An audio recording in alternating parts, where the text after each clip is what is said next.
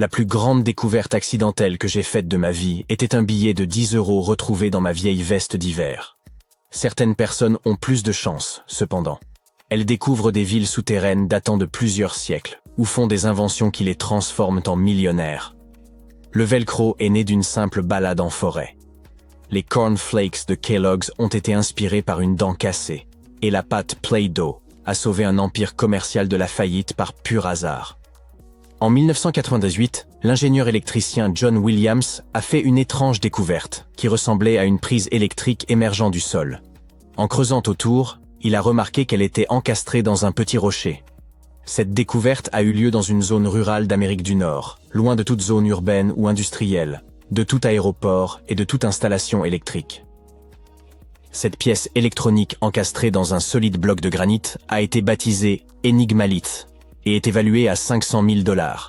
Certains scientifiques sont sceptiques quant à son authenticité, la considérant plus comme un canular qu'un artefact laissé par des visiteurs extraterrestres, comme le soutient Williams. Toutefois, le découvreur de cette roche est déterminé à prouver qu'il s'agit bien d'un vestige technologique, peut-être même d'une vraie prise. Si ce n'est pas un canular, cette petite découverte pourrait constituer une preuve que les humains, ou une autre civilisation du passé, étaient bien plus avancés que nous ne l'avions imaginé. Ils auraient ainsi pu trouver un moyen d'acheminer l'électricité bien avant les humains du 19e siècle. Williams a invité les scientifiques à examiner sa découverte sans endommager la roche pour déterminer sa véritable nature, mais personne ne s'est porté volontaire. Williams a consulté un ingénieur et un géologue, qui ont tous deux confirmé qu'il n'y avait aucune trace de colle sur le composant électronique. Il n'a pas non plus été soudé, ce qui indique qu'il est aussi vieux que la roche elle-même, datée d'environ 100 000 ans selon une analyse géologique. Le docteur John Kellogg avait une philosophie axée sur un mode de vie biologique, comprenant de l'exercice régulier, des massages, beaucoup d'eau, l'abandon des mauvaises habitudes, peu de caféine et pas du tout de viande. À la fin du 19e siècle, il a pris la direction d'un institut de santé dans le Michigan. Il a un jour concocté un mélange de farine, d'avoine et de semoule de maïs. Convaincu que la cuisson des grains entiers à haute température les rendrait plus digestes et plus sains, il a cuit le mélange 2 fois. Initialement, il en avait fait des biscuits, mais un patient s'est cassé les dents dessus. Ensuite, il a décidé de les briser en petits morceaux. Il est difficile de déterminer exactement comment les cornflakes de Kellogg's sont nés, car il existe de nombreuses versions de l'histoire. La femme de Kellogg, Ella, ainsi que son frère Will, prétendent tous deux avoir joué un rôle dans la création des fameux flocons, tout comme plusieurs autres membres de la famille et du personnel de l'établissement. La légende de la compagnie voudrait qu'un jour de 1888, de la pâte de céréales à base de blé ait été laissée de côté trop longtemps, fermentant au cours du processus. Lorsqu'elle a été finement étalée, la pâte légèrement moisie s'est transformée en ces parfaits, grands et fins flocons qui sont devenus croustillants et délicieux au four. Au fil des années, Will Kellogg a continué à modifier la recette et a réalisé que le maïs, et non le blé, produisait des flocons encore plus croustillants et savoureux. Sa marque, Kellogg's Corn Flakes, est devenue une entreprise à plusieurs milliards de $.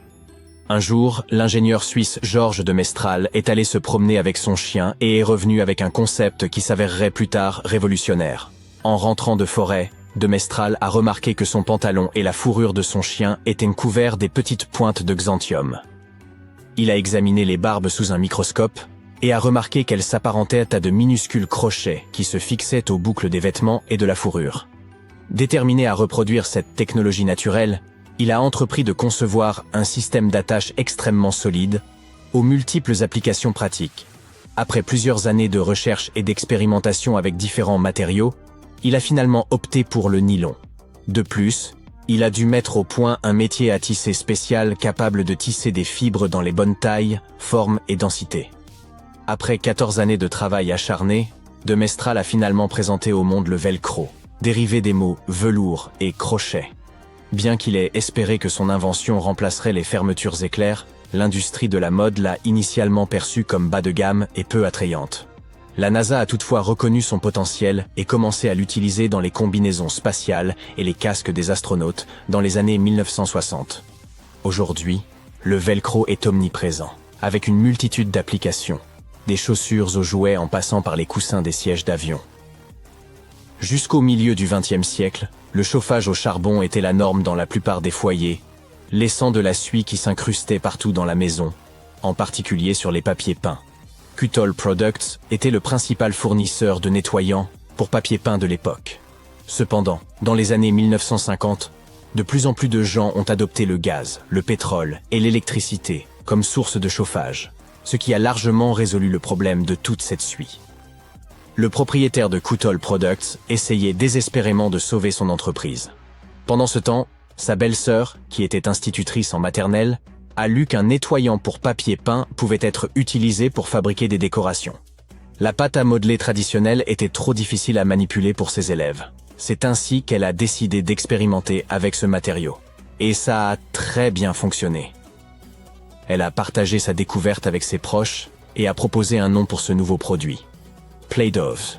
Avec la société Kuttol au bord de la faillite, c'était l'opportunité idéale pour une reconversion.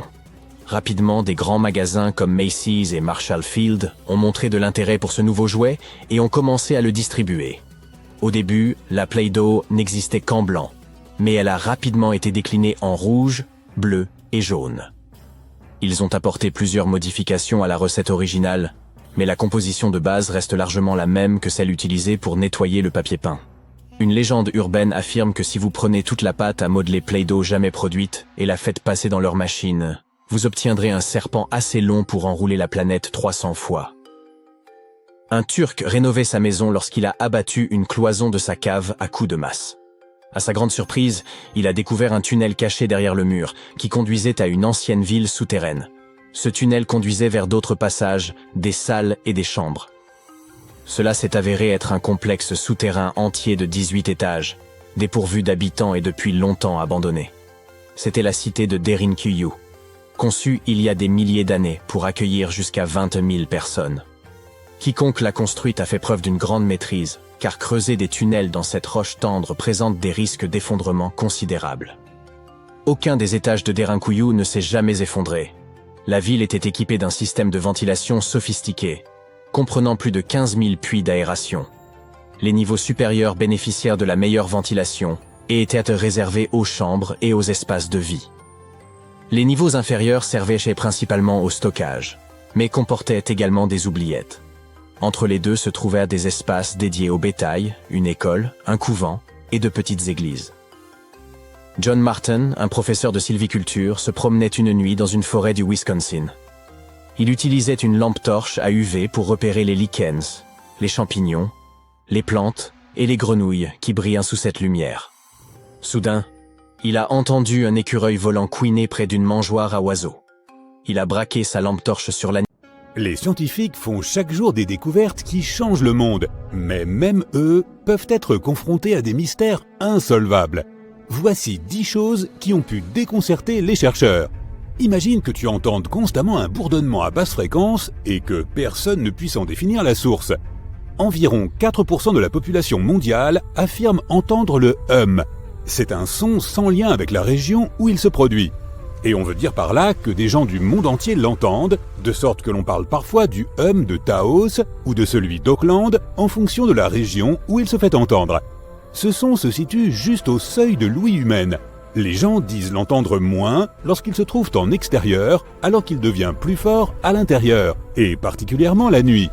Ce qui est encore plus effrayant, c'est que tu ne peux plus t'empêcher de l'entendre une fois que tu l'as perçu. Certains affirment que le phénomène aurait commencé à Londres à l'époque de Charles Dickens, l'auteur d'Oliver Twist, et que ce son de basse fréquence proviendrait en fait de la clameur populaire. Ou pas. Les premiers cas ont été enregistrés à Bristol, au Royaume-Uni, et remontent au milieu des années 1970. Les scientifiques ont diverses théories concernant l'origine du hum, et sur la raison pour laquelle seules certaines personnes peuvent l'entendre. Pour autant, ils n'ont pas encore de réponse claire. Il pourrait se produire lorsque les vagues se déplacent le long du plancher océanique et font trembler la Terre lorsqu'elles entrent en collision avec les plateaux continentaux. Ou bien il pourrait se produire en raison des éruptions volcaniques et des tremblements de terre. Oh, et que dire des signaux radio à ultra basse fréquence utilisés pour communiquer avec les sous-marins ou même de la 5G. L'upsweep est un autre type de son non identifié. Il a été détecté en 1991 dans l'océan Pacifique et ce son est suffisamment aigu pour être enregistré à travers tout l'océan. Les scientifiques entretiennent l'hypothèse que ce son pourrait être lié à l'activité volcanique sous-marine. Il est intéressant de noter que son volume a diminué par rapport au niveau qu'il avait lors de sa première découverte, mais on peut toujours bel et bien le détecter. De plus, il observe un rythme saisonnier et atteint son volume le plus élevé au printemps et à l'automne. Est-ce lié au changement de saison? Personne ne le sait vraiment. Le mystère suivant consiste en un monument de forme conique trouvé dans la mer de Galilée, en Israël. Cette structure sous-marine a été découverte accidentellement par balayage sonar en 2003, mais ses résultats n'ont été publiés qu'en 2013. Le monument pèserait près de 60 000 tonnes et a été submergé par la montée des eaux il y a bien longtemps. Les archéologues demeurent perplexes devant cette découverte, parce qu'ils ne parviennent pas à déterminer son origine, pas plus que sa fonction. Ainsi, cette structure immense et singulière demeure un mystère. Passons à Göbekli Tepe en Turquie. Ce lieu présente l'un des sites les plus importants du monde sur le plan archéologique. Pourquoi une telle importance? Eh bien parce qu'il recèle d'imposantes pierres sculptées vieilles d'environ 11 000 ans. Pour mettre les choses en perspective, c'est environ 6 000 ans plus ancien que Stonehenge. D'anciennes peuplades ont érigé ces pierres avant même de commencer à maîtriser la métallurgie, l'agriculture ou la poterie. La seule existence de cet endroit va donc à l'encontre de la chronologie des civilisations telles que nous la connaissons, à savoir celle où les gens cultivent d'abord et construisent ensuite. Apparemment, ce n'était pas le cas ici. Quoi qu'il en soit, une question se pose. Quelle était la fonction de ce site? A-t-il été conçu pour vénérer des forces surnaturelles? En effet, les archéologues pensent qu'il pourrait s'agir du plus vieux temple au monde. Paléodiction Nodosum. Oui, je sais que ça ressemble à une formule magique. Il s'agit en fait d'un fossile vivant trouvé au fond de l'océan. Une créature fabrique bien ses terriers hexagonaux, c'est certain. Pourtant, les scientifiques ne parviennent toujours pas à en identifier l'artiste. Qu'entendons-nous par fossile vivant? Eh bien, Paléodiction Nodosum est une créature dont on pense qu'elle produit un type de terrier presque identique aux fossiles de Paléodiction. Est-ce une sorte de ver qui les a creusés? Les chercheurs l'ignorent. Une chose est sûre, il ne s'agit pas d'un phénomène aléatoire créé par des mouvements géologiques. En parlant de fossiles, jette donc un coup d'œil à ce géant. On le surnomme officieusement Godzillus. Il a été découvert en 2011 par un paléontologue amateur, un scientifique étudiant l'histoire de la vie terrestre en analysant notamment des traces fossiles. Mais revenons à Godzillus. Il mesure près de 2 mètres de long pour 3 mètres de hauteur. Ce fossile est vieux de 450 millions d'années et provient de l'époque où la région de Cincinnati était encore sous les eaux. Il pourrait s'agir d'un tapis d'algues fossilisé, mais certains scientifiques sont d'un avis différent. Voici un immense tunnel découvert en Amérique du Sud. Il serait vieux d'au moins 8 à 10 000 ans. Au début, les chercheurs ont commencé par découvrir quelques terriers colossaux. Ils étaient aussi vastes que soigneusement construits. Les géologues étaient stupéfaits, n'ayant encore jamais vu de telles structures auparavant. Aucun processus géologique connu ne permet d'expliquer leur formation. Les chercheurs connaissent d'ailleurs l'existence de ces terriers depuis les années 1930. Mais à l'époque, ils pensaient que ces tunnels avaient été creusés par des hommes préhistoriques, jusqu'à ce qu'ils découvrent d'énormes traces de griffes sur les murs et au plafond. Ils ont alors pensé que des espèces aujourd'hui disparues pourraient être à l'origine de ces marques. Et de nombreux géologues croient fermement être tombés sur des terriers de paresseux géants ou de tatous. Cette structure serait donc le plus grand terrier connu de l'ère paléolithique en Amazonie. Pourtant, les experts se posent de nombreuses questions. Comment se fait-il qu'une structure aussi soignée ait pu se former naturellement? Un chercheur a ensuite découvert une autre grotte étrange. Celle-ci se trouvait à des centaines de kilomètres de l'immense tunnel. Avance rapide. On compte maintenant plus de 1500 terriers de l'ère paléolithique découverts au Brésil. Ce qui est encore plus intéressant, c'est que certaines de ces grottes sont connectées à des tunnels qui mènent parfois à des chambres. Enchaînons avec un phénomène naturel. Et si on te disait que chaque année, surtout en octobre, des boules de feu apparaissent sur le Mékong en Thaïlande? Selon la légende, les boules de feu des Nagas seraient un appel au retour de Bouddha sur Terre. Et ce sont les serpents du fleuve qui lanceraient ces appels. Il s'agit d'un mythe, mais qu'en dit la science? Est-ce lié à un gaz inflammable? Il n'y a pas encore de consensus à ce sujet. Ces boules de feu semblent s'élever des eaux et peuvent atteindre une hauteur de près de 300 mètres. Elles s'apparentent à des feux d'artifice, disparaissent très rapidement et scintillent généralement d'une couleur orange ou rougeâtre. Mentionnons aussi quelques légendes au passage. Pourquoi pas après tout? Elles peuvent être passionnantes. Et il serait dommage d'omettre celle qui concerne la cité perdue de l'Atlantide. Comme tu le sais sûrement, la légende voudrait que l'Atlantide ait été submergée par l'océan il y a environ 11 000 ans. Depuis, scientifiques, mais aussi chasseurs de trésors et autres philosophes sont à la recherche de ce monde perdu. La route de Bimini pourrait-elle en être la trace? En 1968, un plongeur a retrouvé d'étranges pierres au large des côtes de l'île de Bimini Nord, aux Bahamas. Ces pierres semblent avoir été fabriquées par l'homme. On dirait qu'elles ont été espacées de façon régulière et posées en rang ordonné. Les scientifiques ont été déconcertés, mais pas pour longtemps. La datation au carbone de ces blocs a révélé que des forces géologiques avaient créé cette route naturellement. Il n'y avait pas de marque d'outils ou de signes indiquant que les blocs avaient été empilés les uns sur les autres. Les recherches se poursuivent, mais les scientifiques pensent en général que ces blocs ont été créés par l'érosion. Je suppose que le scoop de l'Atlantide n'est pas pour demain. Imagine, tu te promènes sur la plage et tu vois des dizaines de pieuvres passer devant toi. En 2017, un groupe de personnes au Pays de Galles a précisément assisté à cela. Pourquoi ces créatures sont-elles sorties de l'océan? Personne ne connaît la réponse. Le groupe a rapporté avoir vu 20 à 30 pieuvres ramper sur le sable. Ils ont bien cherché quelques signes de blessures chez elles, mais n'ont rien trouvé. Pour finir, ils ont déclaré avoir rejeté ces animaux à la mer. Il est intéressant de noter que les pieuvres ont continué à ramper sur le rivage jusque dans la nuit. Les experts disent qu'il est difficile d'être sûr de la raison qui a pu pousser ces mollusques sur la plage sans procéder à un examen physique. Ils spéculent encore sur la raison de ce phénomène rare et singulier. S'agirait-il d'une surpopulation de pieuvres? Une autre étude souligne que plus les pêcheurs s'attaquent aux grands animaux qui se nourrissent de ces pieuvres, plus leur population augmente. C'est peut-être pour cela que ces dernières n'ont d'autre choix que d'aller plus loin pour trouver de la nourriture ou un abri. Mais sans recherches approfondies, il n'y a là que des théories. Il y a aussi beaucoup de choses que nous ignorons encore sur l'espace. Voici donc une info bonus sur la source jaunâtre de... Les anciens textes indiens évoquent des chars richement ornés, voire des palais entiers, connus sous le nom de Vimana, capables de s'élever dans les airs et de parcourir, en quelques secondes, des distances allant jusqu'à l'espace. Si certains considèrent ces Vimana comme relevant exclusivement de la mythologie indienne, d'autres estiment qu'ils pourraient s'inspirer d'une technologie véritable, perdue au fil des siècles. Selon les textes de l'ancien Veda indien, il existait des Vimana variés, comme le Vimana éléphant doté de plusieurs moteurs, ainsi que de nombreux modèles portant des noms d'animaux ou d'oiseaux. Certains étaient conçus pour des trajets locaux, d'autres pour voyager à l'étranger, et d'autres encore pour explorer la Lune ou d'autres planètes. Ils pouvaient atteindre des vitesses stupéfiantes. L'un des Vimana possédait la capacité exceptionnelle de se rendre invisible. Un autre, en forme de sphère, était propulsé par les vents de Mercure. Ce modèle aurait produit un rayon immense, comparable à celui du Soleil, et un bruit retentissant semblable au tonnerre. Tous les Vimana étaient réputés indestructibles et parfaitement adaptés au combat.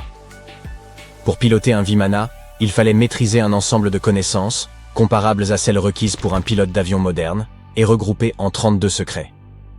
Ils incluaient la structure de l'engin, les techniques de décollage et de manœuvre en toute sécurité, ainsi que des savoir-faire spécifiques comme comment se rendre visible ou invisible, comment se dissimuler, comment être rapide, ou encore comment gérer les phénomènes de contraction et d'expansion. Pour échapper à ses adversaires, le pilote d'un Vimana devait se hisser jusqu'à la 8e couche atmosphérique au-dessus de la Terre et tirer parti de la puissance des rayons solaires obscurs. Si cette consigne peut paraître étrange, d'autres instructions, plus plausibles, conservent une certaine pertinence dans le contexte de l'aéronautique moderne.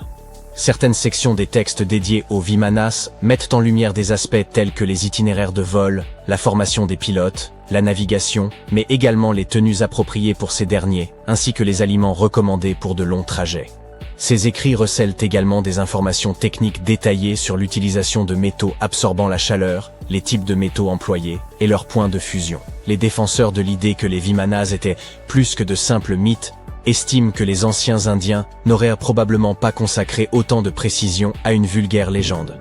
Ainsi, ces palais volants pourraient avoir été réels et extraordinairement en avance sur leur temps, à l'image de nombreuses autres inventions indiennes. Au VIe siècle avant notre ère, un chirurgien indien du nom de Sushruta a rédigé ce qui est considéré comme le premier manuel de médecine et de chirurgie. Surnommé le père de la chirurgie pour ses contributions, Sushruta a catalogué des centaines de plantes médicinales et décrit des interventions chirurgicales complexes. Il a notamment consigné des instructions pour des reconstructions nasales, ainsi que des greffes de peau transférées d'une partie du corps à une autre. La technique originale de rhinoplastie, qui consistait à prélever un fragment de peau sur le front pour reconstruire un nez, demeure utilisée aujourd'hui. Toutefois, à l'époque, cette intervention répondait à des besoins très différents de ceux d'impressionner le public des réseaux sociaux. Ces chirurgies étaient destinées à aider des individus ayant perdu leur nez en raison d'un châtiment ou de blessures subies au combat. C'est à un prodige des mathématiques indiens de l'Antiquité, nommé Aryabhata, que nous devons l'invention du zéro. Bien qu'elle puisse paraître anodine, cette découverte a été cruciale, car sans elle, il n'existerait ni système binaire, ni ordinateur. Avant le 5e siècle de notre ère, les gens se contentaient d'un simple symbole pour indiquer l'absence de valeur. Grâce à cette invention, l'addition, la soustraction et bien d'autres opérations sont devenues infiniment plus simples. Vous pouvez observer le plus ancien zéro connu, gravé sur le mur d'un temple de Gwalior, en Inde. Dès 1500 avant notre ère, voire plus tôt, la civilisation de la vallée de l'Indus utilisait des règles en ivoire. Ces instruments, retrouvés lors de fouilles sur les sites de l'actuel Pakistan et du nord-ouest de l'Inde, étaient couramment employés en architecture avec une précision remarquable. Chaque règle comportait des unités mesurant un peu plus de 3 cm, minutieusement divisées en sous-unités précises, jusqu'à une tolérance de 2 millièmes de centimètre. L'invention suivante relève davantage du concept que de l'objet tangible. La standardisation consiste à fixer des règles communes en s'appuyant sur un ensemble de critères, qu'ils soient humains, matériels ou d'intérêts variés. L'une de ces applications les plus notables, à laquelle nous sommes aujourd'hui habitués, est celle des poids standardisés. Que l'on utilise des livres ou des kilogrammes, ces mesures universelles sont essentielles, n'est-ce pas? Pour cela, nous devons un grand merci aux marchands de la civilisation arapéenne, qui vivaient il y a près de 4000 ans. Ces derniers utilisaient des poids standardisés pour mesurer aussi bien des céréales que des produits de luxe. Leur système de mesure reposait sur des bases mathématiques décimales et binaires. Bien qu'ils n'aient pas disposé de technologies avancées, ils ont atteint une précision remarquable grâce à des calculs complexes et à l'utilisation ingénieuse de matériaux tels que le sable pour la construction. Leur expertise en matière de standardisation s'est diffusée jusqu'en Perse et en Asie centrale, devenant ainsi une norme mondiale en matière de pesée. Si le yoga est votre pratique favorite, vous avez une excellente raison de rendre hommage aux anciens sages indiens. Le yoga a été mentionné pour la première fois dans les Védas de la civilisation de l'Indus-Sarasvati, dans le nord de l'Inde, il y a plus de 5000 ans. Avec le temps, cette discipline a été perfectionnée et enrichie, devenant une vaste philosophie comprenant plus de 200 écrits sacrés consacrés à l'art d'atteindre l'illumination. Au début de notre ère, le yoga a pris une nouvelle dimension grâce à l'écrivain hindou Patanjali, qui a structuré la pratique dans son œuvre, les Yoga Sutras. Cette discipline s'est transformée en une méthode complète de rajeunissement du corps et en une pratique visant à prolonger la vie, avec des postures que l'on continue à exécuter sur les tapis d'aujourd'hui. Ce n'est qu'au XIXe siècle que le yoga a gagné le monde occidental, où il s'est rapidement propagé. Le jeu d'échecs, souvent considéré comme le jeu de prédilection des intellectuels, est également une invention indienne. Son ancêtre, connu sous le nom de Chaturanga, était un jeu de stratégie sur plateau qui a commencé à se populariser environ 3000 ans avant notre ère. Cette version primitive des échecs se jouait à 4 joueurs au lieu de 2 et comportait 64 cases. Chaque participant disposait de 8 pièces, allant des pions au roi, en passant par les fous et les cavaliers. À cette époque, on n'utilisait pas de dés classiques à 6 faces, mais un dé oblong. Les joueurs qui s'affrontaient étaient en réalité regroupés en 2 équipes selon leur position. La version moderne des échecs, telle que nous la connaissons aujourd'hui, trouve mention pour la première fois dans une légende de l'ancienne littérature indienne. Selon cette histoire, l'épouse du démon Ravana aurait inventé le jeu afin de divertir son époux. Le mot shampooing trouve son origine dans un terme hindi signifiant apaiser ou pétrir. Cette substance, inventée en Inde en 1762, servait à l'origine pour les massages crâniens, d'où son nom. Le premier shampoing était composé d'huile naturelle et de plantes. Les commerçants britanniques, séduits par cette idée, l'ont ramené en Angleterre. Puis il aura fallu plusieurs années pour que cette huile de massage évolue en shampoing tel que nous le connaissons aujourd'hui, mais son origine reste indienne. Contrairement aux Grecs anciens, qui portèrent des peaux d'animaux, les Indiens ont commencé à cultiver le coton dès les 5e et 4e siècles avant notre ère. Ils utilisaient des fils de coton pour fabriquer des textiles, qui devinrent rapidement très prisés en Méditerranée et au-delà. Le jute et la laine trouvent également leurs racines en Inde. Le Cachemire, célèbre pour être la laine la plus fine et la plus luxueuse, provient de la région du même nom, située à la frontière de l'Inde, du Pakistan et de la Chine. Quant aux boutons ornant ces vêtements de Cachemire, ils ont également une origine indienne. Il y a environ 5000 ans, la civilisation de la vallée de l'Indus transformait des coquillages en forme géométrique percés de petits trous. Ces ornements, d'abord purement décoratifs, furent ensuite utilisés pour attacher les vêtements. Lorsque l'on évoque les pionniers de la communication radio, le nom de Marconi est souvent celui qui domine. En 1909, il a même reçu le prix Nobel de physique pour ses travaux révolutionnaires. Pourtant, un autre génie, longtemps resté dans l'ombre, mérite d'être reconnu. Sir Jagdish Chandra Bose. Dès 1895, Bose a démontré le potentiel des ondes de communication radio. Lors d'une expérience à l'hôtel de ville de Calcutta, il a transmis une onde électromagnétique sur une distance de 23 mètres, traversant des murs, déclenchant une cloche et enflammant même de la poudre à canon. Marconi s'est inspiré de l'invention de Bose, le cohéreur à mercure, pour développer sa propre radio bidirectionnelle. Hélas, Bose n'a pas breveté son invention, et il n'a obtenu la reconnaissance de son génie qu'1 siècle plus tard. Si vous franchissez cette petite porte de pierre à Hiérapolis, en Turquie, vous risquez de ne jamais en revenir vivant. Dans l'Antiquité, les gens pensaient qu'il s'agissait d'une sorte de portail vers les enfers. Les Romains entraient avec des taureaux, en parfaite santé, et après quelques minutes, ils voyaient ces animaux s'effondrer, comme s'ils avaient été frappés par une force mystérieuse. Mais ce qui est encore plus étrange, c'est qu'il n'arrivait rien aux hommes, qui entraient et sortaient sans problème. Aujourd'hui, des études pourraient apporter une réponse à ce phénomène étrange. Tout cela serait lié à la taille des personnes. La porte, connue sous le nom de Plutonium, du nom de Pluton, la divinité du monde souterrain, est une porte de pierre qui ouvre sur une petite grotte de 3 mètres carrés. Mais le vrai danger est ce qui se passe en dessous. Hiérapolis se trouve sur une zone géologique très active. Et une grande fissure sous la ville émet constamment du dioxyde de carbone volcanique, qui se présente sous la forme d'un brouillard visible. Pendant la journée, le soleil dissipe le gaz. La nuit, le gaz forme une sorte de lac sur le sol abrité de l'arène. À l'aube, vous devez sortir de là avant qu'il ne soit trop tard. Cet endroit est particulièrement dangereux juste avant le lever du soleil, lorsque la concentration de dioxyde de carbone, à environ 40 cm au-dessus du sol, atteint les 35%. Cela signifie que les oiseaux, les taureaux et même les humains peuvent suffoquer et mourir en quelques minutes. Mais il y a une explication scientifique qui permet de comprendre comment les Romains s'en sortaient indemnes. La concentration en dioxyde de carbone diminue rapidement avec l'altitude. Ainsi, les animaux périssaient tandis que leurs maîtres, plus grands et debout, pouvaient ressortir et respirer en toute sécurité. La plupart des gens ne peuvent pas rester à l'intérieur du fort de Bangar après le coucher du soleil. Ce site du XVIe siècle, situé à environ 235 km de Delhi, est considéré comme l'un des lieux les plus hantés de l'Inde. Pendant la journée, la zone est animée. Les visiteurs franchissent la porte principale, autrefois grandiose, pour admirer les ruines des temples et des palais. Mais ils verront aussi ce grand panneau sur la porte, qui avertit tout le monde que l'accès est strictement interdit après la tombée de la nuit.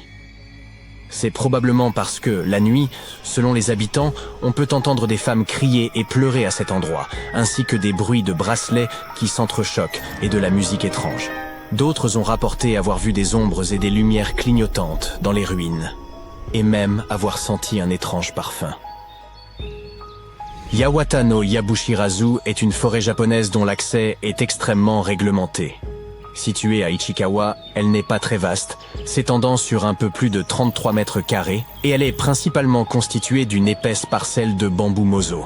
Son emplacement à côté d'un parking et de bâtiments modernes la rend peu intimidante. Mais ne vous fiez pas à ses apparences. Depuis au moins le début du 19e siècle, les gens disent que quiconque entre dans cette forêt est voué à disparaître et à ne jamais revenir.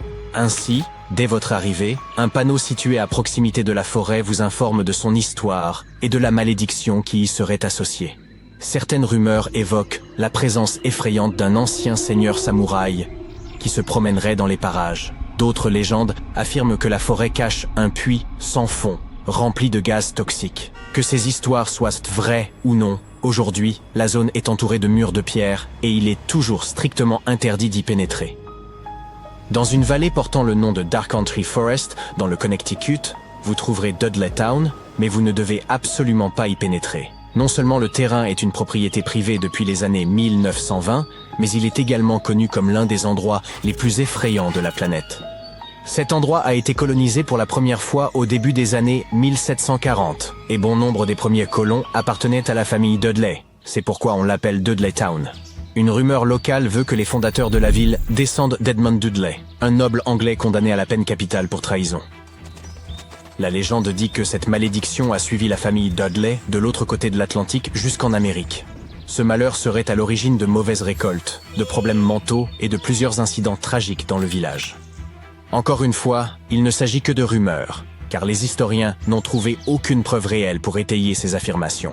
Néanmoins, l'obscurité et l'atmosphère sinistre du lieu ont alimenté les histoires de fantômes dans les années 80. Cela a conduit à de nombreux cas de vandalisme au cours de la décennie suivante, et à cause de cela, les propriétaires fonciers ont fermé la zone au public. Ce vieux bâtiment abandonné était autrefois le palais luxueux de la famille du roi Farouk, qui fut l'avant-dernier roi d'Égypte en 1936. Après le décès des membres de sa famille, le palais a été transformé en morgue. Les habitants de la région affirment qu'aujourd'hui, l'endroit est vraiment effrayant et interdit d'accès. Certaines personnes ont déclaré avoir vu des ampoules vaciller et des ombres se déplacer en produisant des bruits étranges. Un jour, un groupe d'enfants serait entré à l'intérieur et aurait complètement paniqué en découvrant que toutes les portes avaient soudainement disparu, les laissant dans l'obscurité la plus totale. Ils n'auraient eu d'autre choix que de crier à l'aide. Cette île hawaïenne est interdite d'accès depuis plus d'un siècle. Elle s'appelle Niihau et est la plus petite île habitée d'Hawaï, avec une superficie d'environ 180 km². Elle compte environ 84 habitants. L'île ne dispose pas de réseau de téléphonie mobile, de routes goudronnées ou de lignes électriques, seulement de panneaux solaires pour l'électricité. Une seule famille est propriétaire de l'île depuis 1964, lorsqu'un fermier écossais l'a achetée pour $10 000. Ce qui équivaudrait à environ $250 000 aujourd'hui. L'île est restée dans la famille, transmise aux descendants du fermier, les Robinson.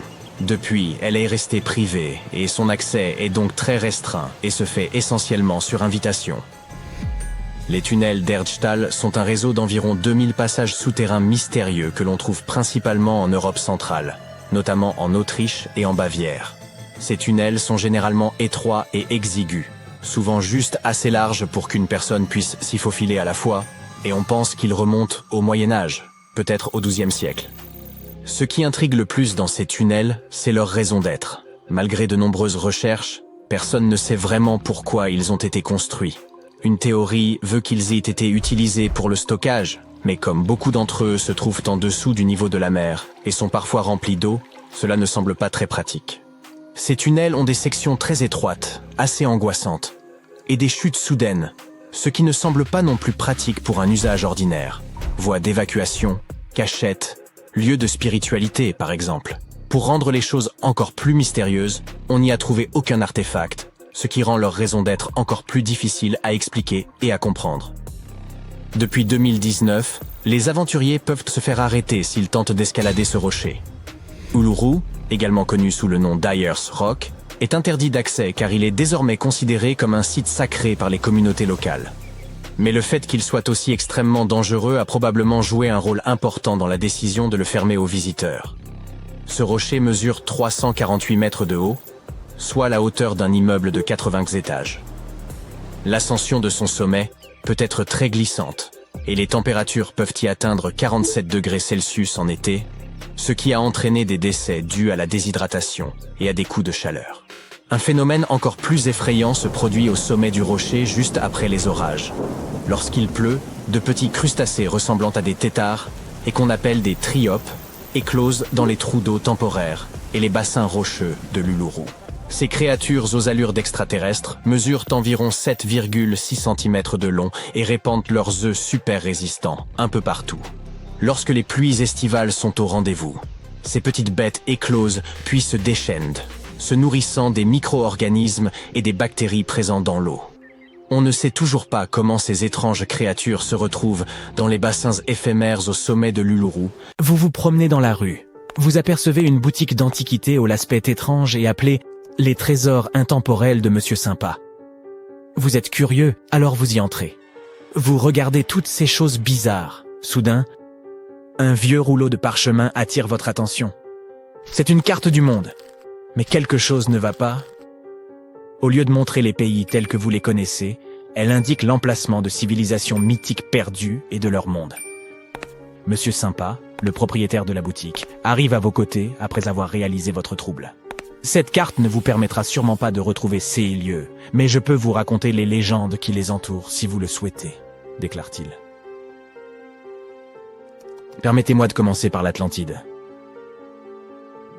Vous pourriez la connaître comme étant le royaume sous-marin d'Aquaman, mais en réalité, l'île fictive de l'Atlantide a été introduite pour la première fois dans 2 des œuvres de Platon. D'après lui, Atlantis était une civilisation hautement avancée et qui aurait existé environ 9000 ans avant son propre temps. Son histoire aurait été transmise par les poètes, philosophes et autres dramaturges. Platon a écrit au sujet de l'Atlantide et de ses habitants, afin d'illustrer une morale, et pour mettre en garde contre les dangers de l'arrogance ainsi que la chute inévitable de ceux qui cherchent à accumuler trop de pouvoir.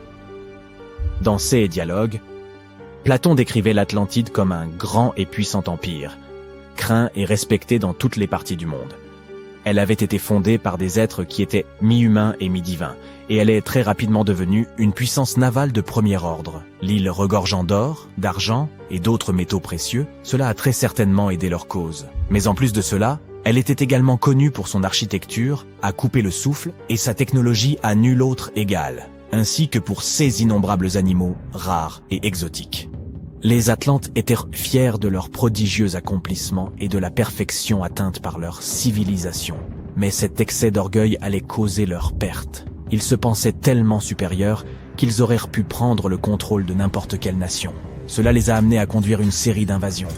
Ils ont ainsi conquis de nombreuses terres de la Méditerranée.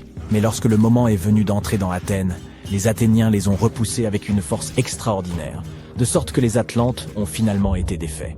Platon affirmait que les dieux se sont alors mis en colère contre les Atlantes en raison de leur méchanceté, de leur cupidité et de leur manque de morale, si bien qu'elles les ont punis en déclenchant des tremblements de terre qui ont fait sombrer l'Atlantide sous les flots.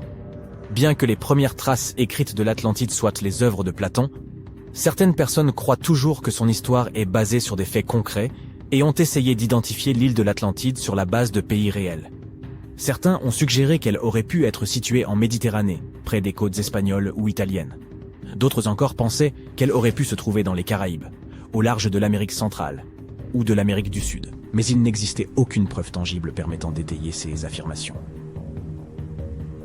Une théorie en particulier a semblé plus plausible que toutes les autres. Située dans la mer Égée, l'île de Santorini était le foyer d'une culture minoenne très avancée. Cependant, en raison d'une énorme éruption volcanique, cette société avait été détruite il y a environ 3600 ans, provoquant la disparition soudaine de la civilisation minoenne. Ce similitude entre les Atlantes fictifs et les Minoens historiques ont fait de Santorin la parfaite candidate pour toutes ces spéculations. Pourtant, quelques incohérences majeures persistaient, comme le fait que le moment où Platon replace la destruction de l'Atlantide ne coïncide pas du tout avec celui de l'éruption de Santorin. Ainsi, l'Atlantide continue de n'être considérée comme rien de plus qu'une légende populaire dans le monde scientifique. Progressons maintenant sur la carte en direction du Septentrion, poursuit Monsieur Sympa. Selon la mythologie celtique bretonne, il existait autrefois une ville magnifique appelée Oise, également connue sous le nom de Kairis, et qui surplombait la fameuse baie de Douarnenez en Bretagne. Elle aurait été la cité la plus prospère de tout l'Atlantique.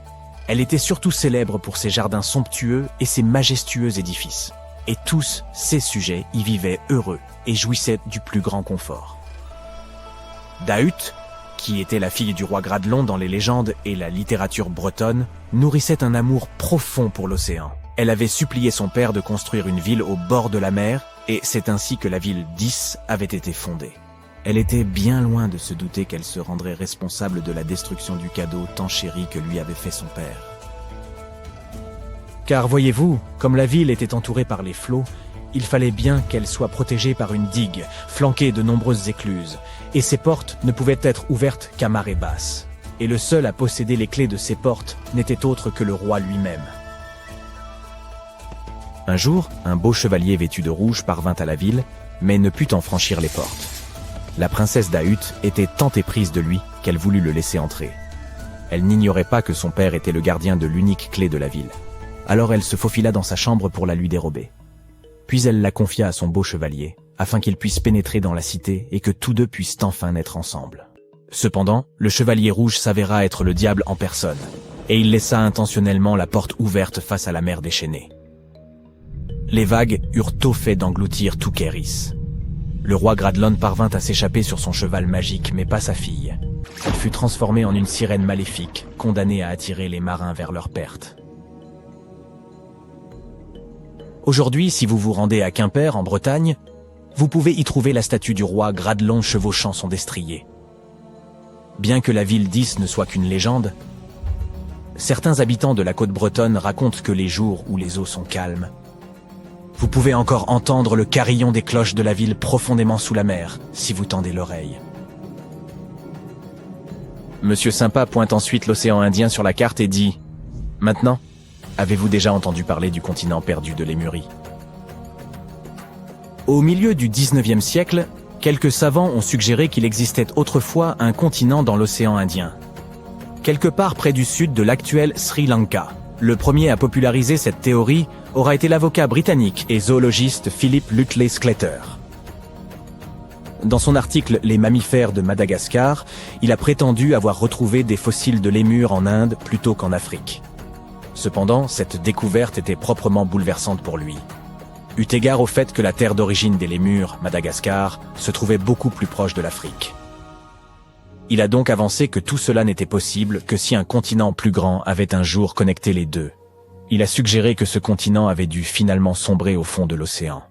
Il l'a ensuite baptisé la Lémurie, et ainsi est née cette théorie.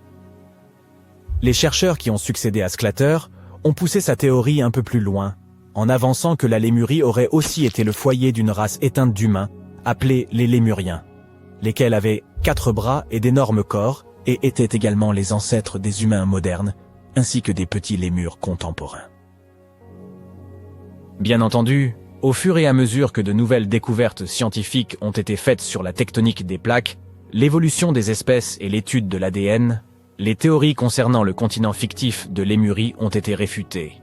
La dernière terre de légende sur notre carte est Agartha, annonce Monsieur Sympa. Prenant ses racines dans le mysticisme oriental, une légende raconte qu'il existerait un royaume répondant au nom d'Agartha, et qui se trouverait profondément enfoui sous la surface de la Terre. C'est là que les 4 coins du monde seraient reliés par des chemins et des tunnels. On murmure qu'il existerait une entrée secrète vers Agartha, cachée dans le désert de Gobi, et qu'elle aurait été construite par les Agarthiens eux-mêmes en utilisant une technologie si avancée qu'elle ne pourrait pas être détectée par nous autres, les gens de la surface. Selon certaines croyances, Agartha existerait pour contrebalancer l'énergie du monde du dessus. Alors que nous vivons dans un état de précipitation et d'émotions exacerbées, ce monde sous nos pieds en serait l'exact opposé. D'aucuns affirment même que ceux qui ont échappé à la destruction de l'Atlantide se seraient réfugiés ici pour continuer leur vie au cœur de la Terre. Et pourtant, d'autres pensent qu'il s'agirait en réalité d'une contrée grouillante de toutes sortes de monstres. Mais il n'y a pas lieu d'avoir peur, puisque la science moderne a prouvé que le noyau terrestre était tout sauf creux, mais plutôt une boule de fer solide surchauffée. Vous pouvez donc d'ores et déjà annuler vos projets de voyage vers le centre de la Terre. Merci, Monsieur Sympa. Nous ne qualifierions pas cette île de mystique sans les récits décrivant les géants qui l'habitent. L'île de Gozo, située à Malte, sert de toile de fond à une légende ancienne. Malte, nation insulaire nichée dans la mer Méditerranée, au sud de l'Europe, occupe une position stratégique exceptionnelle. Au fil de son histoire, elle a été gouvernée par de nombreuses civilisations, parmi lesquelles les Phéniciens, les Grecs, les Romains et les Carthaginois. Par une nuit glaciale, il y a plusieurs millénaires, un fermier aperçut le ciel virer à l'orange, puis au rouge, avant d'entendre un bruit sourd retentir. Bien que le sol tremblât légèrement, il ne s'agissait pas d'un séisme. En scrutant la forêt, il distingua une silhouette colossale, plus haute que les arbres. Approchant avec précaution, il réalisa qu'il s'agissait d'une femme, une géante, qui se présenta sous le nom de Sansuna. Contrairement aux terribles géants décrits dans de nombreux récits, Sansuna ne nourrissait aucune intention de détruire l'humanité. Bien au contraire, elle se montrait bienveillante et généreuse. Elle révéla aux fermiers que son peuple pouvait aider à défendre leurs terres contre les envahisseurs. Les habitants furent intrigués par cette proposition, d'autant plus que, située sur une route commerciale stratégique, Malte était fréquemment la cible d'invasions. La légende raconte que Sansuna s'installa à Malte et ne tarda pas à se mettre à l'œuvre. Mais son travail ne consistait pas en de simples tâches. Elle transportait des monolithes gigantesques sur son épaule pour édifier un temple monumental appelé Gantija, signifiant la tour des géants. Elle accomplissait cet exploit tout en portant, sur l'autre épaule, son enfant, mi-humain, mi-géant. Selon certains récits, Sansuna se nourrissait exclusivement de haricots et de miel, bien que d'autres substituent le miel par de l'eau. Ce qui prête à sourire, c'est que Malte, malgré sa modeste taille, 10e plus petit pays au monde, aurait été la terre d'accueil de géants. Allez comprendre. Le temple évoquait un immense jeu de Tetris, certaines pierres atteignant le poids impressionnant de 20 éléphants. Ces blocs monolithiques sont si massifs que les spécialistes estiment qu'il aurait fallu la force conjointe de 50 hommes pour en soulever un seul. Aussi captivante que soit cette histoire, les humains n'ont jamais prouvé l'existence réelle des géants, rendant ce récit hautement improbable. Certains textes anciens mentionnent brièvement une espèce de géant appelé Nephilims. Ces derniers auraient été des colosses terrifiants, responsables de nombreux ravages sur Terre, avant de disparaître au moment du déluge. Cependant, aucune preuve tangible de leur existence n'a jamais été découverte, jusqu'à l'apparition d'un élément intrigant.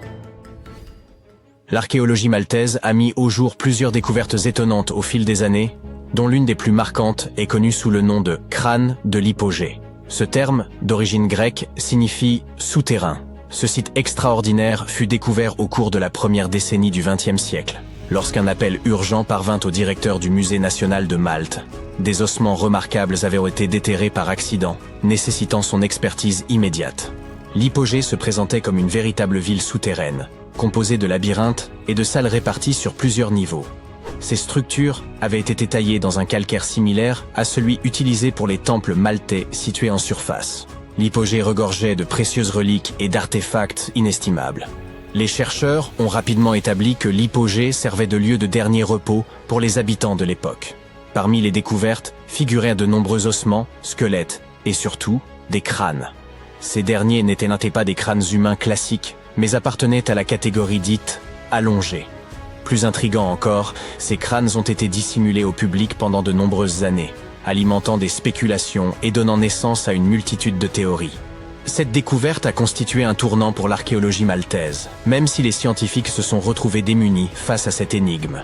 Certains se sont interrogés sur l'origine de ces crânes, se demandant s'ils étaient naturels ou avaient été altérés, en sachant que certaines cultures utilisaient des techniques de déformation crânienne. D'autres chercheurs ont évoqué des hypothèses plus audacieuses, allant des petits hommes gris aux géants légendaires. Certains suggèrent même que ces crânes allongés pourraient être des sculptures dédiées à des divinités venues d'ailleurs. Faute de preuves pour confirmer ces théories, une question demeure.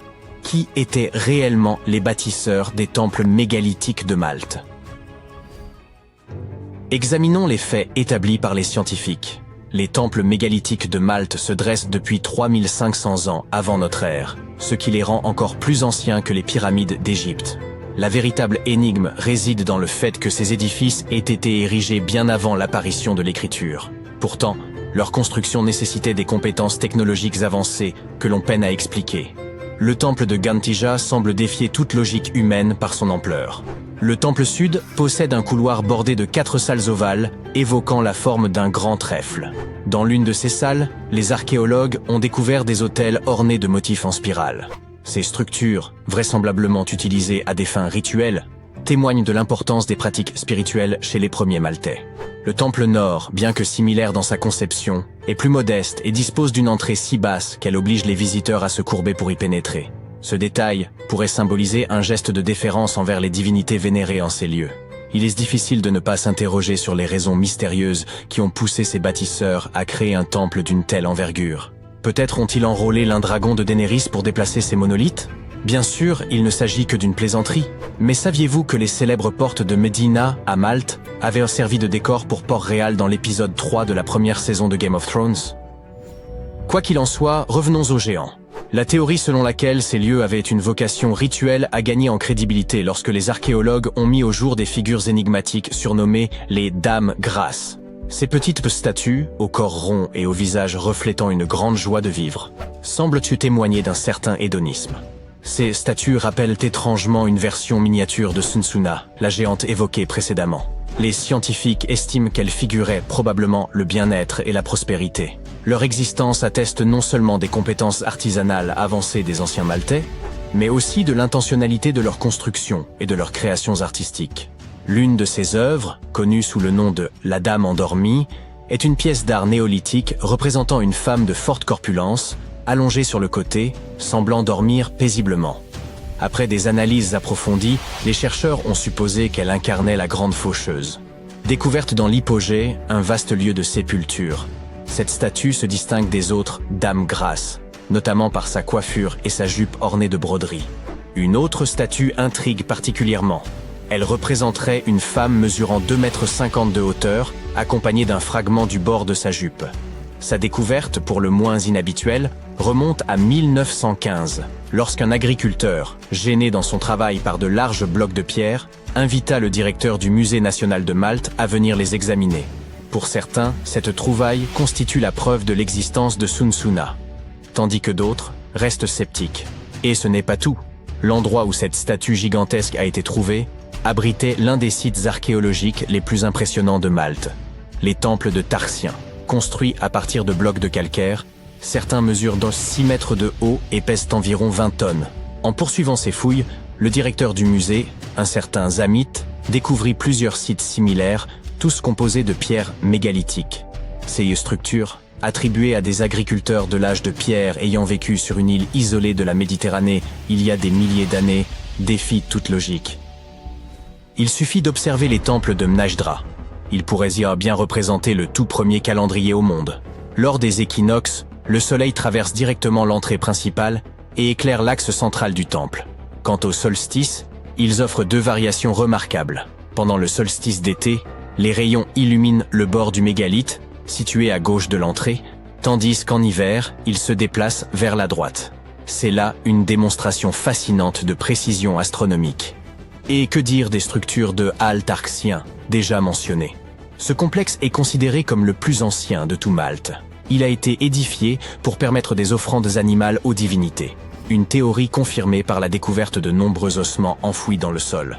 Les fouilles ont également révélé une riche collection de motifs en spirale, suggérant que les habitants utilisaient également cet espace pour des rituels religieux. À un moment donné de sa longue et très intéressante histoire, notre chère planète Terre était en train de roupiller tranquillement, faisant son petit bonhomme de chemin, tournant autour du soleil. Et puis, bam! La vie commence à s'emballer. Les plantes et les animaux se mettent à se pavaner, dévoilant toute leur complexité. Un peu plus tard, il y a environ 65 millions d'années pour être exact, une catastrophe cosmique se produit. C'est du moins ce que nous supposons. Un astéroïde s'est probablement écrasé sur la Terre, anéantissant les dinosaures et un tas d'autres grands animaux. Nous n'avons pas beaucoup plus de détails sur l'astéroïde en question. Mais nous savons qu'il était extrêmement massif et qu'il s'est écrasé sur notre précieuse planète, créant un chaos poussiéreux qui s'est répandu partout. Aujourd'hui encore, on trouve des vestiges de cette couche de poussière dans les roches sédimentaires. Si tu creuses en dessous, tu y découvriras tout un tas de fossiles. Ces créatures préhistoriques menaient la grande vie avant que l'astéroïde ne vienne gâcher la fête. Imagine que la planète fasse le ménage, laissant un tas d'espaces vides qui n'attendent que d'être remplis. Et devine qui a profité de l'occasion? Les mammifères pardis. Ces petites créatures à fourrure se sont faites connaître. Mais comment se fait-il que cette catastrophe ait été une si belle opportunité pour eux? C'est assez simple, en fait. En l'absence de persécuteurs, ils ont grandi, se sont multipliés et ont vu leur population s'étendre. Toutes sortes de mammifères se sont joints à eux pour combler les vides. Primates, rongeurs, bref, toute la bande à fourrure. Nous parlons ici de mammifères placentaires, de marsupiaux et même de mammifères pondant des œufs, ce qui ajoute une sérieuse touche de variété au mélange. Nous aimons considérer les primates comme nos plus proches parents sur Terre. Quelle est leur histoire? Il y a environ 63 millions d'années, quelques millions d'années après la dernière danse des dinosaures, les primates ont décidé qu'il était temps de se réunir en famille. Ils se sont divisés en deux groupes. Les haplorhiniens, qui sont devenus les petits et les grands singes que nous connaissons aujourd'hui, et les strepsirrhiniens, qui sont devenus les lémuriens et les aïe-aïe. La fête ne s'est pas arrêtée là. Il y a environ 58 millions d'années, les haplorhiniens ont entamé leur propre petite mission. Un invité spécial, le tarsier, a fait son entrée en scène, avec ses grands yeux parfaits pour toutes sortes de manigances nocturnes. Le tarsier a choisi un chemin différent de celui de ses parents primates, embrassant sa niche unique et évoluant à l'écart. Aujourd'hui encore, le tarsier est le seul primate à se nourrir exclusivement de viande. Ces petits bonshommes ont un goût prononcé pour les insectes, les petits oiseaux, les rongeurs et même les lézards. Mais ce n'est pas tout ce qui les rend uniques. Leurs yeux sont 2 fois plus grands que leur cerveau. Leur tête peut aussi effectuer une pirouette de 180 degrés, comme un hibou. Grâce à leurs caractéristiques, les tarsiers sont les véritables rois et reines de la nuit. Grâce à leur super pouvoir de repérage des ultrasons, ils peuvent détecter leur proie instantanément. De plus, leurs pattes et leurs pieds sont tels des ressorts, toujours prêts à les faire bondir. Ils possèdent un os spécial de la cheville, le tarse, qui leur permet d'effectuer des sauts de proportions épiques.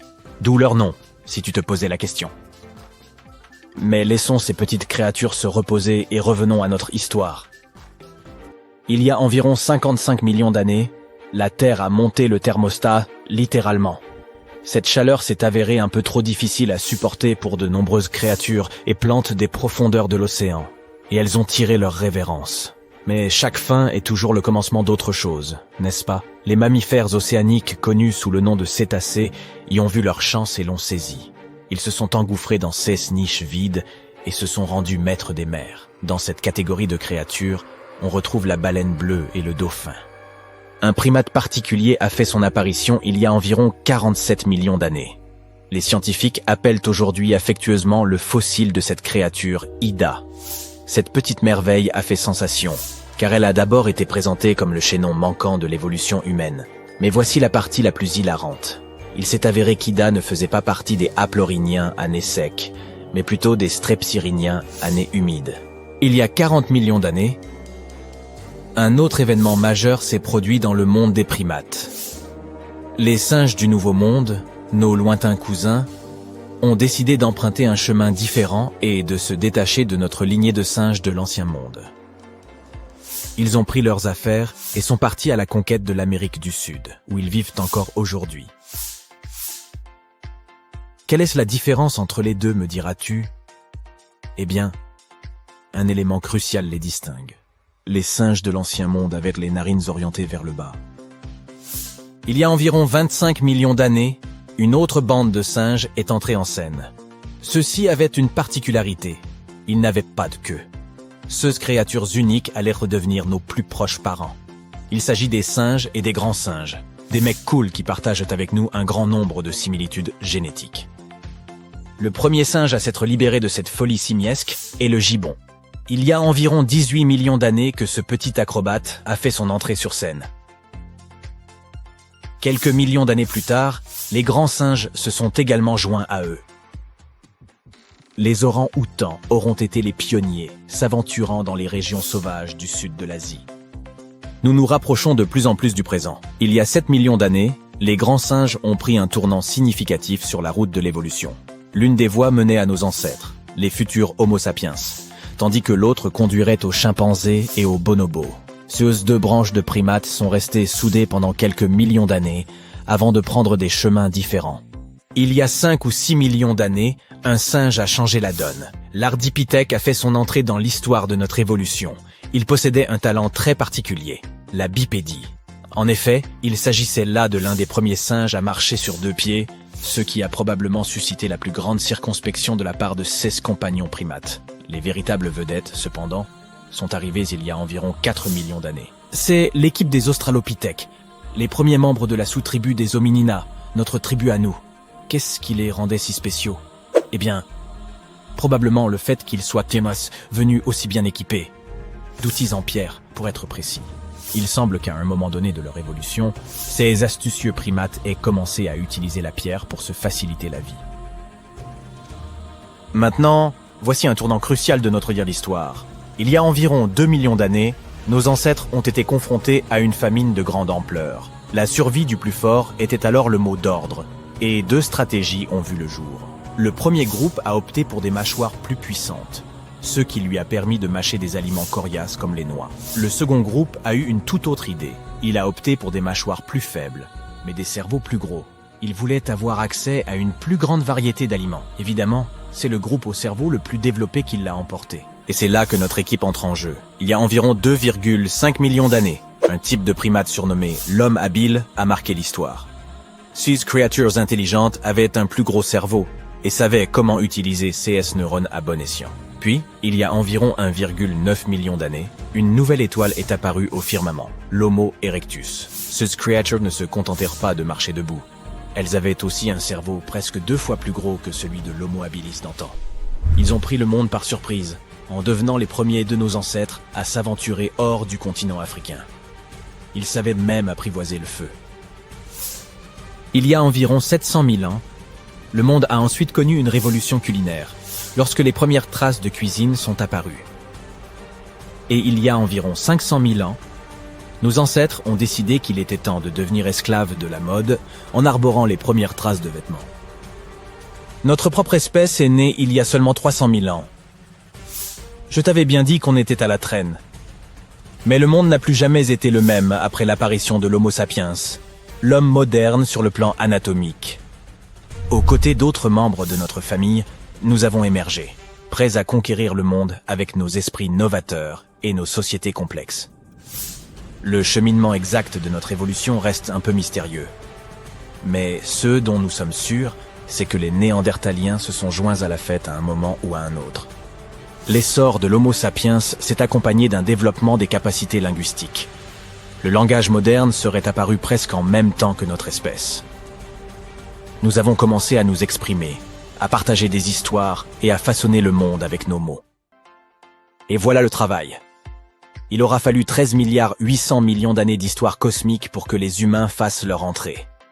Réfléchis-y. 99% du temps écoulé depuis le Big Bang, nous n'étions même pas là. Notre espèce, l'Homo sapiens, est la petite dernière de la famille Terre et n'existe que depuis une infime partie du temps alloué à l'univers. Pourtant, en un clin d'œil, nous avons réussi à démêler toute l'histoire qui nous a menés à notre propre existence. L'histoire ne s'arrêtera pas avec nous. C'est une saga en cours qui s'écrit à chaque instant. This tourist destination has the highest entrance price of all. It could cost you your life.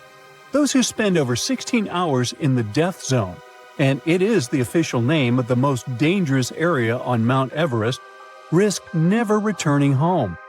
Those who endure 48 hours there will almost certainly never see their families again. The altitude in this region is over 26,000 feet, and winds can reach speeds of 62 miles per hour, sweeping everything, including you, off their path. Only one person has stood tall in this hostile environment for 90 hours. There was a bit of cheating involved, as it was with supplemental oxygen. Yep, the precious O2 gas is extremely scarce there. Without this vital resource, the maximum time someone can survive is about 21 hours. A record set by this guy. Yeah, he was tough. He reached the Everest peak 10 times. His fastest ascent took slightly under 17 hours, but Pemba broke his record, ascending Everest in 8 hours and 10 minutes. However, these accomplishments are not feats for the average Joe. These record holders have, in a sense, won a genetic lottery. Both are Nepalese Sherpas, hence the names. Sherpas are native to the mountains and have evolved a natural resistance to high-altitude living. Despite the undeniable dangers, people seem unwilling to stop visiting the death zone. Since the establishment of climbing records, over 300 people have lost their lives there. Last year alone, 18 people perished, and as of July 2024, the death zone has claimed 8 lives. Now, as creepy as it may sound, the death zone on Mount Everest resembles a graveyard. The challenge lies in that of recovering a body from this perilous location costs families a fortune. Oxygen alone, which is necessary to descend a body, can amount to as much as 20 grand. This may seem far-fetched, but the operation requires 12 people, each needing an oxygen cylinder that costs around $400. So, do the math. And it's not just the oxygen. Imagine the other expenses summed up. Still, it's not only the money. The retrieval process is fraught with danger for those tasked with it, causing many private companies to decline such requests. Recently, authorities managed to recover 4 bodies and a skeleton from the treacherous area. While not all of them have been identified, one body belonged to an individual who passed away in 2017, remaining in the death zone for 7 years. El Caminito del Rey in Spain, Maluga, may look like child's play compared to Everest Death Zone, as reportedly it has only claimed 6 lives. But still, this is eerie. Imagine you're standing on an old piece of wood some people dare to call a walkway that seems to be about to fall apart. You can't really move freely on it, as it's just 3 feet wide, and if you look down, you'll see nothing but a river 330 feet below you. You may want to sarcastically call it an engineering wonder, but in reality, it really is. Look, it seems like this walkway was glued to the side of a cliff. The tools and technique used to build it were quite rudimentary and unsafe, which is not surprising. The pathway is over a century old. If you're wondering how it was built without any machinery we have today, let me explain. The poor builders just hung off the side of the mountain using ropes. It's obvious no one wanted to work on that project, so prisoners who had received the death penalty were invited to participate. In exchange, they could get a reduction in their sentences, if they made it out alive, of course. Now, originally, the walkway was built to connect workers at the hydroelectric power plants by some local waterfalls. You know, just a little bridge to help them cross while transporting materials and keeping things in check at the channel. The construction kicked off in 1901 and wrapped up by 1905. The walkway was famously crossed by King Alfonso XIII in 1921 during the inauguration of a dam. This pathway has seen some rough times by the early 2000s and was partly closed for over a decade. 4 years of renovations and €9 million later, it burst back onto the scene in 2015. It has gained a reputation as the world's most dangerous walkway due to a couple of tragic accidents in the late 90s. Now, you can stroll along a 1.8-mile path that hugs the edge of the gorge. Hey, remember I told you this Caminito only took 6 lives? Forget it. Nobody knows how much it really was. Alright, the next cliff destination may seem totally safe at first glance, but it's all about a very particular activity performed there. It's definitely not as high up in the sky as El Caminito del Rey, only soaring 89 feet, but this cliff is meant to jump from, and people actually do that. Now, if you were to take a watermelon and give it a dramatic drop into the water below, you'd end up with a spectacular crimson splash of watermelon juice, looking like a crime scene. It would plummet at a wild speed of 53 miles per hour, and it begs the question, can a human handle that kind of dive? Spoiler alert, absolutely. Welcome to Red Bull Cliff Diving, where brave athletes take the plunge from heights equivalent to an 8-story building. But before you think about trying this for kicks, let me tell you, it takes serious fitness to pull it off. The better your shape is, the better your dive, but it's also all about your peepers. Your eyes become your ultimate navigation system as you make that fearless leap. Fearless? The impact is no joke. If you dare to jump, you'll feel around 5 G-force on impact. For comparison, when you're on a commercial flight, even during the craziest turbulence, you rarely feel more than 1.3 G-force. But when you dive from a cliff, your heart's working overtime, and that 5G force can leave you lightheaded in no time. Your brain starts to feel a bit oxygen-starved, and before you know it, you could black out in a few seconds. All that blood suddenly rushes to your head, your face puffs up, and your lower eyelids practically cover your eyes. This phenomenon is called red-out, because all you see is a bright glow through those squeezed-shut eyelids. Yeah, that sounds like fun.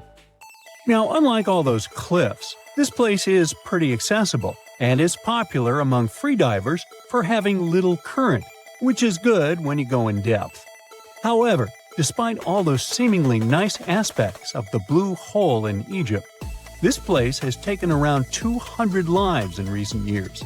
Now, to be honest, technically, the Blue Hole is a complete average dive spot. There's nothing extraordinary that would make it more dangerous than any other spot in the Red Sea. However, diving through the arch at the Blue Hole is no joke. It's a tricky, submerged tunnel that has seen its fair share of accidents. While there's no official count of how many have lost their lives here, one source estimates that around 130 divers perished there between 1997 and 2012. That's more than 8 each year. Some say the number could be as high as 200, including a few snorkel-related accidents not tied to the arch dive. To help keep things safe, Egyptian authorities placed a police officer at the Blue Hole who makes sure divers are with certified guides who know the ropes. Now, the arch itself sits 170 feet down, which means you really need to know what you're doing and have the right gear, since recreational divers usually max out at around 100 feet or so. For experienced technical divers, it's mostly manageable. The real challenge is keeping track of your air in your tank, because if you mess up and take too long down there, you're going to need more than one tank of air to get through safely. If the gas isn't planned out right, you could find yourself short on air when you need to do your decompression stops, or even worse, you can run out of it completely. And, that would be bad. Supposons qu'une autre espèce, humanoïde ou delphinoïde, ait pu exister il y a des millions d'années. Comment retrouver sa trace ? Dans un épisode de Doctor Who, il était question d'une civilisation industrielle non humaine ayant existé sur Terre bien avant nous. Ces reptiles, appelés siluriens, furent contraints de s'enfoncer dans les profondeurs de la Terre à la suite d'une hausse catastrophique des températures. Ils y survécurent pendant des siècles. C'est ce qui a incité les scientifiques à créer l'hypothèse silurienne. S'il existait une civilisation avancée avant la nôtre, nous devrions en trouver les traces quelque part. Eh bien, essayons. Le climatologue Gavin Schmidt et l'astrophysicien Adam Frank ont décidé de se pencher sur la question. Toute civilisation technologiquement avancée est avide d'énergie. Ces scientifiques recherchent donc des effets globaux qui laisseraient une trace importante. Par exemple, des indices de processus industriels à grande échelle, comme les usines et les fabriques, et leurs résidus. Vient ensuite la question de la durée de vie de ces civilisations. Si elles ont existé sur une longue période, nous devrions rechercher des signes durables, tels que des résidus de combustion de matières fossiles, des extinctions massives, des substances chimiques synthétiques non présentes dans la nature et même des traces de fission nucléaire. En fait, nous devrions rechercher toutes les choses que l'homme laisse aujourd'hui derrière lui comme preuve de ses activités. Malheureusement, ces preuves ne sont pas si faciles à trouver. Imaginons un scénario inquiétant. L'humanité disparaît soudainement. Même si nous avons l'impression que nous avons apporté beaucoup de changements à notre planète, une civilisation future, dans des millions d'années, aurait du mal à trouver des vestiges de notre existence. Pourquoi ? Notre planète existe depuis 4 ou 5 milliards d'années. La vie complexe sur Terre existe depuis plus de 400 millions d'années. En comparaison, notre période industrielle n'a duré qu'environ 300 ans et nous n'avons toujours pas laissé de traces significatives. Nos archives sur l'histoire de la Terre sont pleines de lacunes, surtout si l'on remonte très loin en arrière. Le registre des fossiles ne contient que quelques éléments. Il est très sélectif et incomplet. En moyenne, un fossile apparaît tous les 10 000 ans, et les empreintes de dinosaures sont encore plus rares. Les montagnes s'élèvent, les océans changent, et la tectonique des plaques peut facilement effacer les traces de civilisations entières. Après quelques millions d'années, il y a de fortes chances que tout signe physique d'une civilisation ait disparu. Pour trouver au moins quelque chose, nous devons rechercher des éléments tels que des configurations sédimentaires anormales, ou des taux isotopiques inhabituels. En outre, les fossiles se forment principalement dans l'eau, ce qui nous empêche de savoir quelle fut la destinée des créatures terrestres. Ainsi, même s'il existait il y a des millions d'années une société technologiquement avancée, et même si elle était beaucoup plus avancée que la nôtre, nous aurions beaucoup de mal à trouver des indices de son activité. Frank et Schmitt tentent de comprendre comment nous pourrions espérer en repérer les traces. La découverte de véritables villes serait la preuve ultime de l'existence d'une civilisation de type silurien sur Terre. Mais Adam Frank n'est pas très optimiste. Même aujourd'hui, nos villes représentent moins de 3% de la surface du globe. Il est donc facile de passer à côté des ruines d'anciennes cités. La survie d'une ville sur des dizaines de millions d'années dépend du niveau d'affaissement de la terre qui l'entoure. Elle peut soit se retrouver enfermée dans la roche, soit se voir érodée par la pluie et le vent. Ainsi, des lieux tels que le quartier français de la Nouvelle-Orléans ont plus de chances de figurer dans les archives géologiques que par exemple le quartier de Haight-Ashbury à San Francisco. En ce qui concerne la découverte d'objets anciens, les chances sont également assez minces. Aucun iPhone préhistorique ne survivrait sur des millions d'années, quel que soit son matériau. Trouver des restes fossilisés est peut-être un peu plus probable, mais cela reste problématique. Étant donné que l'homme moderne n'existe que depuis une centaine de milliers d'années, il est tout à fait possible que nous ne voyions tout simplement pas les traces d'une espèce plus ancienne et plus avancée. Mais tout n'est pas sans espoir. Nous pourrions tomber sur ces traces dans les roches. Notre époque chaotique actuelle pourrait laisser une marque dans l'histoire géologique de la Terre. D'autant plus que nous sommes en train de vivre un PETM 2.0. J'y reviendrai dans un instant. Les chercheurs s'efforcent donc d'étudier les changements dans le cycle du carbone. Depuis le XVIIIe siècle, l'activité humaine génère une grande quantité de carbone fossile. Il en résulte une marque particulière dans le rapport isotopique du carbone, une sorte de signature qui montre la différence entre le carbone présent dans les êtres vivants, tels que les coquillages, et le carbone présent dans les roches volcaniques sans vie. Les scientifiques cherchent également à identifier des indices dans la disposition des sédiments. La présence de grands deltas côtiers peut signifier que des rivières artificielles furent autrefois creusées par les habitants d'une civilisation hypothétique. Des traces d'azote peuvent suggérer une agriculture à grande échelle, où l'on utilisait beaucoup d'engrais. Des pics de concentration de métaux dans les sédiments pourraient révéler la présence de rejets provenant d'industries lourdes. Bien entendu, une seule découverte de ce type ne nous apprendrait rien. Selon M. Schmitt, il convient de rechercher plusieurs signes à la fois. En l'absence d'artefacts incontestables, le caractère unique d'un événement ne peut être démontré que par une variété d'indices, et non pas par une série de changements liés à une cause unique. Dans leur quête d'indices de type silurien, les scientifiques ont même décidé d'examiner la Lune. Certains astronomes s'étonnent que personne ne se soit penché sur la question auparavant. Ils ont même plaisanté sur la possibilité que des dinosaures ayant pu construire des fusées et laisser des traces sur la Lune ou d'autres corps célestes. Ces astronomes pensent moins que les planètes semblables à la Terre ont tendance à effacer les traces de civilisation à leur surface. Ils explorent donc l'idée saugrenue que ces êtres hypothétiques y ont pu voyager dans l'espace. Dans ce cas, des vestiges de leur technologie, appelée technosignature, pourraient en se trouver non seulement sur notre Lune, mais aussi sur des astéroïdes, ou même enfouis sur Mars. Là, ils pourraient perdurer pendant des millions, voire des milliards d'années. Malheureusement, jusqu'à présent, bien qu'ils aient sondé les 380 millions d'années écoulées et examiné tous les événements anormaux, les chercheurs n'ont pas trouvé de traces évidentes d'une civilisation technologique. Mais ils n'abandonnent pas pour autant. Frank appelle à poursuivre les recherches.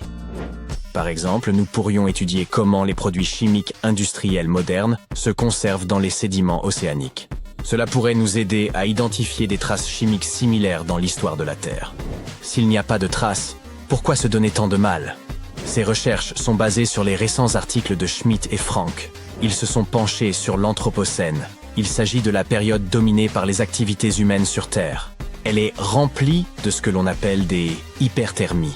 Il s'agit d'événements préhistoriques au cours desquels les températures sur Terre ont fortement augmenté sur une période relativement courte. Des sortes de vagues de chaleur extrêmes du passé. Le maximum thermique du passage Paléocène-Éocène, ou PETM, en est un bon exemple. Ce phénomène, qui s'est produit il y a environ 55 millions d'années, s'est traduit par une hausse rapide des températures mondiales. En l'espace de 200 000 ans, la température moyenne sur Terre est passée d'environ -12,8 à -10 degrés Celsius. Nous étudions ces hyperthermies pour comprendre comment elles se sont produites, qu'elles soient dues à des causes naturelles ou à des activités humaines. Et elles sont donc à l'origine des recherches de Frank et Schmidt. Pour les étudier, les scientifiques ont commencé à examiner les signaux chimiques et leurs différentes traces présentes dans les roches. Ce faisant, Schmidt et Frank ont découvert d'étranges parallèles entre tous les problèmes climatiques actuels et les périodes passées de changements rapides de température. Il existe une grande similitude entre le PETM et d'autres événements hyperthermiques. Tous ces travaux ne visent donc pas seulement à résoudre un mystère historique. Comprendre notre impact sur l'environnement peut nous aider à trouver de meilleurs moyens de vivre en harmonie avec la planète et d'éviter de disparaître en tant qu'espèce. Notre voie lactée regorge de planètes qui pourraient être propices à la vie, mais nous ne savons pas s'il existe d'autres civilisations. La Terre est le seul endroit que nous connaissons où vivent des êtres vivants. Il y a environ 200 ans, on se demandait s'il n'y avait pas une civilisation sur Mars. À l'époque, c'était une vraie question.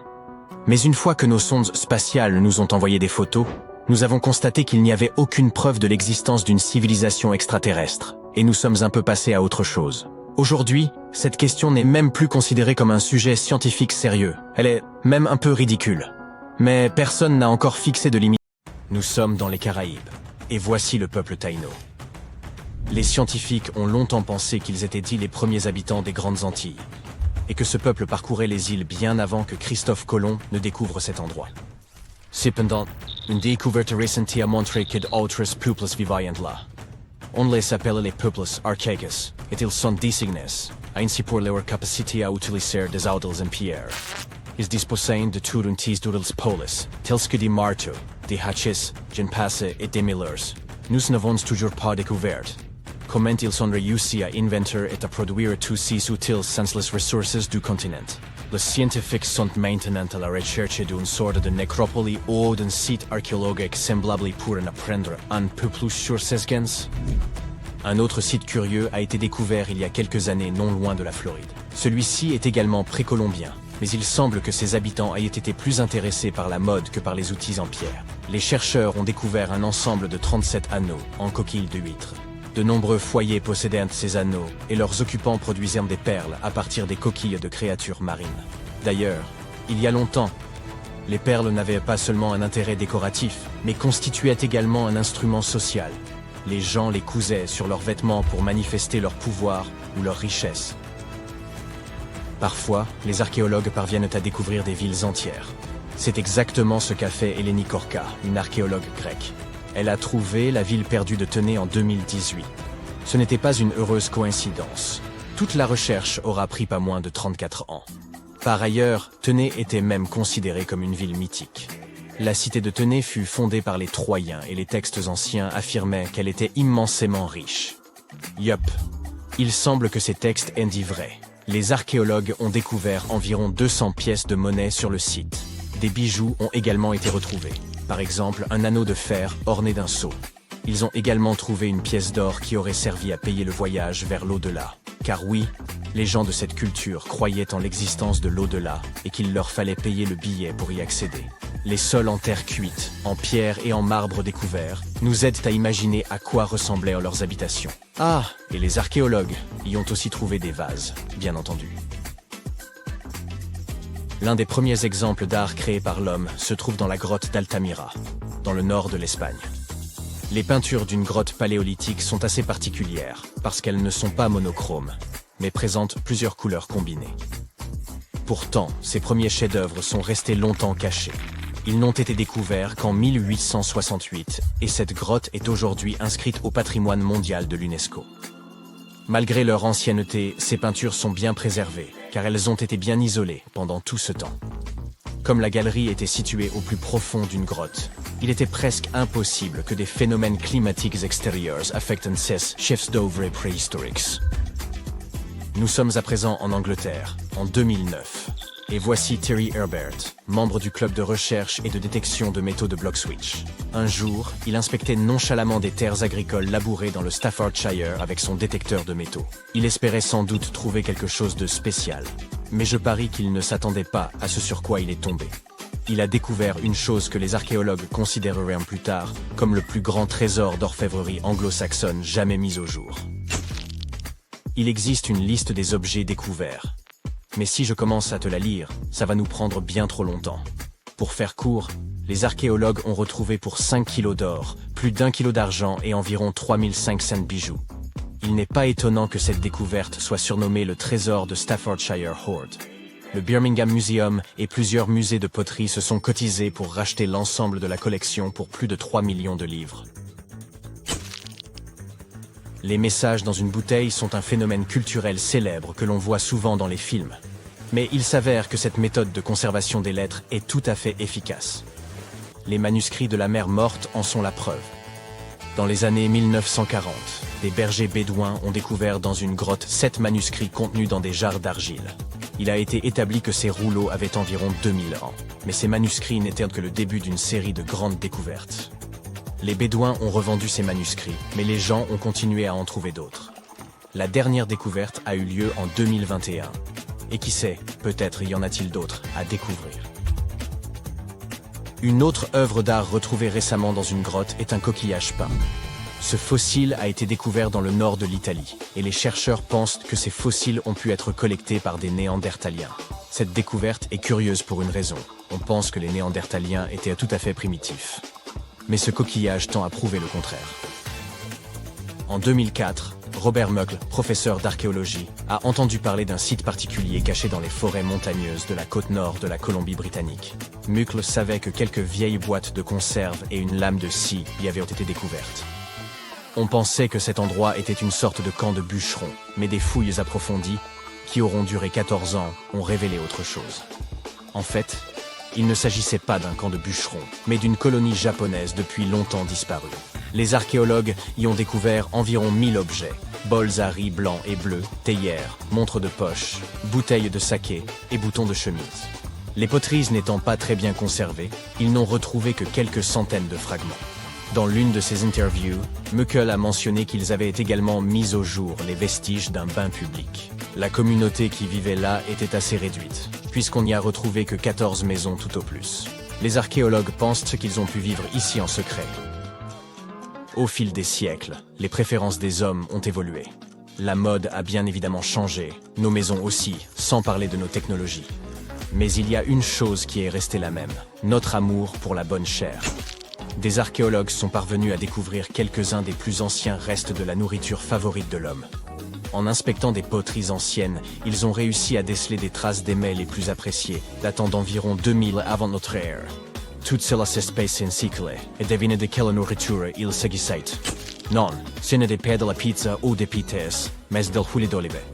Et ce n'est pas tout, des chercheurs égyptiennes ont découvert une substance grumeleuse dans d'anciennes jarres, qui s'est avérée être du fromage. Il datait du XIIIe siècle avant notre ère. J'imagine que ça ne sentait pas la rose, puisque ce fromage est estimé à plus de 3000 ans et qu'il était infesté de bactéries. Fait intéressant, ce fromage devait être tout à fait exquis. Après l'avoir analysé, les scientifiques sont arrivés à la conclusion qu'il avait été conçu avec différents laitages. Ils avancent que les anciens utilisaient un mélange de lait, de vache et de brebis ou de chèvre. Tu t'es probablement dit, bon, vous avez parlé de l'huile d'olive et du fromage, mais qu'en est-il du pain? Bien sûr, le pain est indissociable de la quasi-totalité des cultures, et différents peuples ont eu leur propre type de pain. Il existe d'ailleurs des preuves scientifiques que le pain a été l'un des premiers mets que l'homme a appris à cuisiner. Une équipe d'archéologues a retrouvé un pain vieux de plus de 400 000 ans, 14 400 pour être précis. Ce qui est étrange, c'est qu'à l'époque, les gens ne connaissaient pas l'agriculture. Ils n'étaient que des chasseurs-cueilleurs. Et techniquement, ce vieux pain précède l'âge de l'agriculture de 4000 ans. Eh oui, il y a encore beaucoup à apprendre sur l'ancien monde. Et voici le...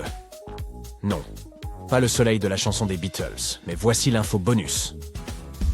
D'accord, il s'agit bien des Beatles. Je sais, il ne remonte pas à si longtemps. Le groupe a été formé en 1960. Mais toutes nos informations n'ont pas besoin de remonter à plusieurs milliers d'années pour être cool. En 1966, les Beatles ont interprété en direct leur chanson Paperback Writer lors de l'émission Top of the Pops. Pour une raison obscure, la BBC a négligé d'enregistrer la performance, et tous les fans étaient persuadés qu'elle était perdue à jamais. Sauf que non. Il s'est avéré que David Chandler, un fan du groupe, avait enregistré l'émission avec son propre équipement. Cet enregistrement a été longtemps oublié,